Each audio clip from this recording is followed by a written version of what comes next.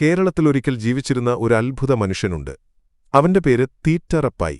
1939 April 20 തൃശൂരിൽ അദ്ദേഹം ജനിച്ചു. 2006 ഡിസംബർ 9 വരെ അദ്ദേഹം ജീവിച്ചു.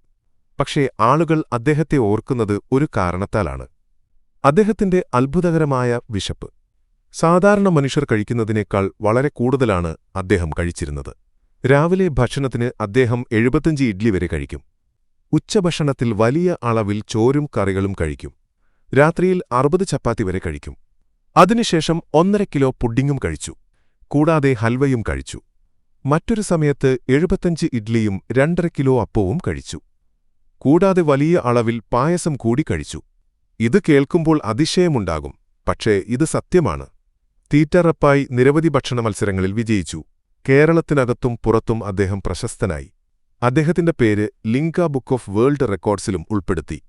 ഇന്നും ആളുകൾ അദ്ദേഹത്തെ ഓർക്കുന്നു, ഒരു സാധാരണ മനുഷ്യനായി അല്ല, അസാധാരണ വിശപ്പിന്റെ ഒരു ഉദാഹരണമായി.